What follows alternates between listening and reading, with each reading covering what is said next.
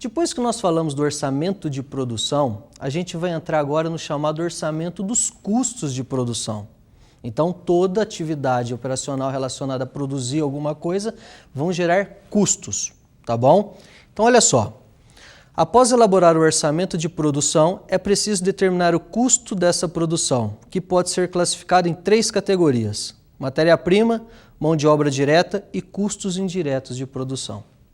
Então, na hora de elaborar o orçamento desses custos, convenciona-se dividi-los dessa maneira: matéria-prima, mão de obra direta e custos indiretos de fabricação. Só uma observação: quando nós falamos de custos, estamos falando de gastos necessários ou gastos realizados por uma empresa para se produzir um novo produto ou um novo serviço. Então, custos estão relacionados à produção. Quando nós falamos de parte administrativa ou comercial, esses gastos nós chamamos de despesas. Então, custos é aquilo que está relacionado à produção da empresa. Esses custos, geralmente, eles podem ser classificados de 2 maneiras.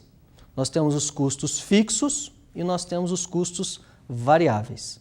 Quando nós falamos de custos fixos, nós estamos falando daqueles custos que não vão ter variação no intervalo de tempo em função do volume de produção. Então, eu tenho um determinado custo, por exemplo, o aluguel da empresa, e eu posso aumentar a produção ou diminuir a produção no intervalo de tempo e aquele custo permanece fixo no intervalo de tempo em função, ele não altera em função do aumento ou diminuição da produção. Esses são os gastos fixos. E a grande parte do que nós chamamos aqui de custos indiretos de fabricação estão dentro desses custos fixos, ou seja, não se alteram em função do volume de produção. E nós temos os custos variáveis, que já são aqueles que vão variar em função de um aumento ou diminuição do volume de produção. Ou seja, se eu tenho um custo variável e eu aumento a produção, consequentemente esse custo vai aumentar também. Assim, se eu diminuir a produção, esse custo vai reduzir em função desse volume de produção.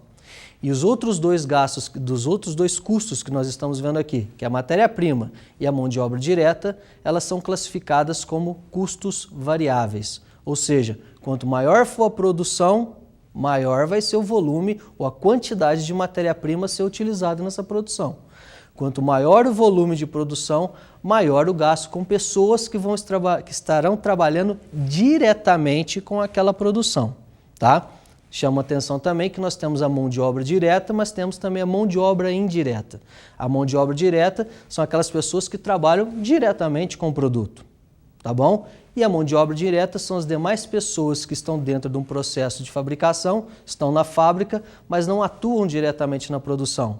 Pessoas que trabalham no almoxarifado, pessoas que trabalham no departamento de manutenção, por exemplo, tá?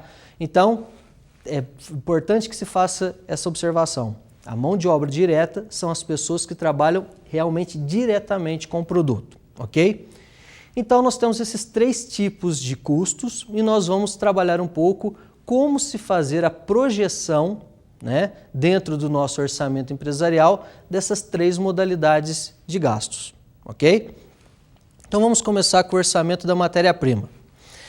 Para se elaborar esse orçamento, é necessário o cumprimento de algumas fases. Primeiro, determinação da quantidade de matéria-prima exigida para o atendimento da produção. Então, eu preciso, antes de mais nada, saber quanto que eu vou precisar de matéria-prima para atender o volume de produção. Onde que foi definido o volume de produção? Isso mesmo, lá no orçamento de produção. Então, vocês estão vendo que é tudo uma sequência. Fiz o orçamento de vendas, a partir desse orçamento de vendas fizemos o orçamento de produção e agora, com base nesse orçamento de produção, a gente faz o orçamento dos custos de produção. Então, com base naquela quantidade que eu vou produzir dos meus produtos, eu defino a quantidade que será utilizada de matéria-prima para se produzir esses produtos.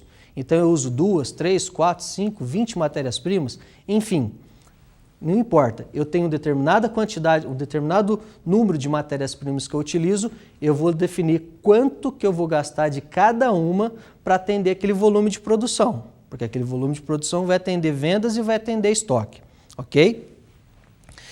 Vamos estabelecer as políticas de estocagem de matérias-primas. Então, as empresas, assim como nós discutimos a questão do estoque de produtos acabados, as empresas também geralmente mantêm uma política de estoque de matéria-prima. Então, geralmente, a empresa sempre deixa matéria-prima estocada com o objetivo para não ter nenhuma surpresa no seu processo de produção. De repente, recebe um pedido de vendas muito grande, inesperado, precisa produzir uma quantidade maior e, se não tiver essa matéria-prima em estoque, vai atrasar essa produção, que, consequentemente, vai atrasar a entrega desse produto e isso pode gerar clientes insatisfeitos ou até mesmo o cliente não voltar mais na organização. Então, geralmente, baseado em estudos ou dados históricos, as empresas geralmente, e dependendo do tipo da matéria-prima também, as empresas deixam uma certa quantidade estocada para atender eventuais gaps ou eventuais picos de produção num determinado período, tá bom? Então isso nós vamos levar em consideração também no nosso orçamento empresarial. E outros pontos: elaboração do programa de compras e determinação do custo estimado das matérias-primas necessárias à produção. Então, depois que nós temos a quantidade necessária de matéria-prima para atender a produção, a quantidade de matéria-prima que eu quero deixar no meu estoque, ou seja, já tenho pré-definida a quantidade de matéria-prima, agora a empresa vai fazer o quê? Vai identificar qual que é o custo dessa matéria-prima, tá? O preço que vai ser pago por essa matéria-prima e elabora-se o que nós chamamos de orçamento de compra da matéria-prima. Então vejam só, para que a empresa consiga determinar quanto que vai comprar de matéria-prima para o próximo ano, é necessário então esse encadeamento. Primeiro eu olho a produção, vejo os meus produtos, quais matérias-primas eu utilizo em cada um desses produtos e defino as quantidades necessárias de matéria-prima para atender esse produto, as quantidades necessárias para se manter em estoque, faço a valorização, porque até então estou falando de quantidade, verifico o preço dessa matéria-prima, ou para a gente o custo dessa matéria-prima, e aí eu fecho o orçamento de compras de matéria-prima para o próximo ano. E aí esses valores vão ser trabalhados por um departamento de compras, ou departamento de suprimentos que a organização venha a ter. Tá bom? Então, essas são as etapas. Continuando o nosso exemplo. Com base no exemplo da empresa Só Couro, o departamento de produção informou que para elaborar seus produtos é necessário utilizar 2 tipos de matéria-prima, couro e forração. Tá? Então, olha só, continuando o exemplo, para se fazer carteira e para se fazer bolsa, nós vamos falar aqui, como exemplo, nós vamos utilizar 2 matérias-primas, couro e forração. Então, como eu falei lá no slide anterior, nós precisamos definir a quantidade de matéria-prima para se atender aquela produção. Então, geralmente, as empresas, elas possuem o que nós chamamos de custo padrão, ou seja, quanto que é utilizado de matéria-prima para se produzir uma unidade de cada um dos meus produtos. Por isso que nós chamamos de custo variável. Você consegue identificar quanto de matéria-prima vai ser utilizada para se produzir cada unidade do meu produto. Então, olha só, para se fabricar carteira, é necessário 0,30 metro quadrado por unidade de couro. E para se produzir a mesma carteira, é necessário 0,10 metro quadrado por unidade. E para se fabricar a bolsa, é necessário 1,25 metro quadrado por unidade de couro e 0,5 metro quadrado por unidade de forração para se produzir uma bolsa. Então, isso que nós temos aqui é o custo padrão. Nós identificamos, ou na verdade, as pessoas que estão fazendo o orçamento de custos de produção, que geralmente vai envolver as pessoas da área de produção e até mesmo o departamento de contabilidade de custos ou controladoria, se a empresa o tiver, ou o departamento de PCP, que é o planejamento e controle da produção, que vão ter esses dados, ou seja, quanto que eu preciso de matéria-prima para se produzir uma unidade do meu produto. Então, isso é o que nós temos. Então, para se produzir uma unidade de bolsa e uma unidade de carteira, uma unidade de cada, quanto que eu preciso, tanto de forração quanto que precisa de couro. Com base nessas informações, tá, a gente vai achar o volume de matéria-prima necessário para atender a produção total. porque até então nós temos a quantidade para se produzir uma unidade de cada um dos meus produtos. Então, olha só, como a taxa de consumo de matéria-prima é conhecida, o orçamento de consumo de matéria-prima é obtido pela multiplicação dessa taxa pela produção necessária. Nós temos quantidade de couro para se fazer uma carteira. Nós temos a quantidade de forração para se fazer uma carteira e também uma bolsa. Nós temos no orçamento de produção a quantidade que a gente vai produzir ou espera-se produzir, tanto de bolsas ou de carteira. Então, como que eu acho o volume total, o consumo total de matéria-prima projetado para o próximo ano?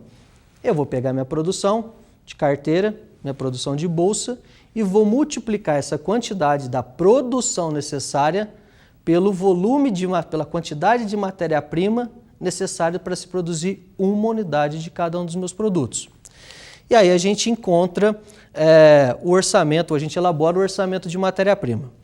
Uma observação, vocês estão notando que esse orçamento ele é separado por matéria-prima. Aqui não vai apresentar mais os produtos, então aqui a gente já não está mais vendo carteira e nem bolsa, mas sim a quantidade de compra, no final, de couro e de forração necessários para atender, primeiramente, a produção necessária.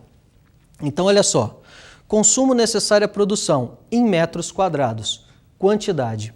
Então, ali, couro, 64 mil metros quadrados e 243 de couro. Isso significa o seguinte, que a empresa precisa dessa metragem de couro para se atender àquela produção definida no orçamento de produção, tanto para a carteira como para a bolsa, tá? E forração é a mesma coisa. Então, há uma projeção de 24.695 metros quadrados de forração, tá? Que vão ser necessários para atender aquele volume de produção, tanto de carteira como de bolsas. Então, como chegamos nesses valores? Alguém informou, olha, para se produzir uma carteira, vai essa quantidade de couro, vai essa quantidade de forração. Para se produzir uma bolsa, vai essa quantidade de couro, vai essa quantidade de forração. Baseando-se na produção, que foi feita lá atrás, nós chegamos nesse consumo, tá? Esse é o primeiro ponto. Além do consumo necessário à produção, a empresa vai somar a isso o chamado estoque final desejado. E aí seria a política de estoques da empresa, tá? Com relação à estocagem de matéria-prima. Então vamos imaginar no nosso exemplo que a empresa define que ao final do período que a gente está planejando, vai haver uma necessidade de manter 20 mil metros quadrados de couro em estoque e 12 mil metros de forração também em estoque. A gente totaliza, chegando em 84.243 metros quadrados de couro e 36.695 metros quadrados de forração.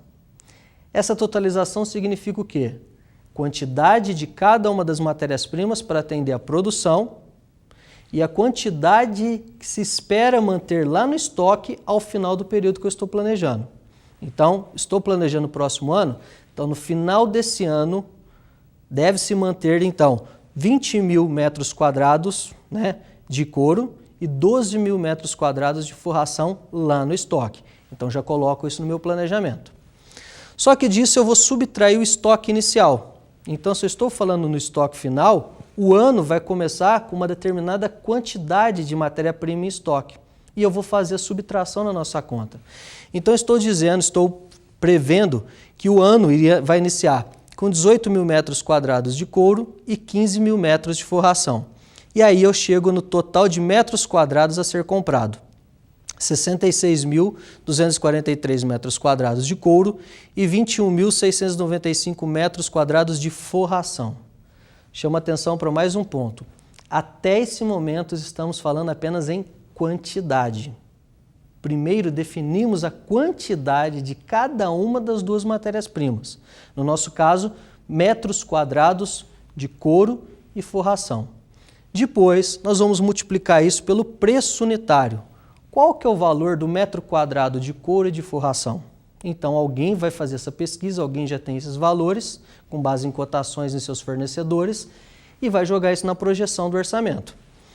Então, olha só, esse metro quadrado vezes o preço unitário, e nós estamos considerando o metro quadrado do couro a R$ 3,00 e o metro quadrado da forração R$ 2,00, nós definimos agora sim o total da compra em valores monetários.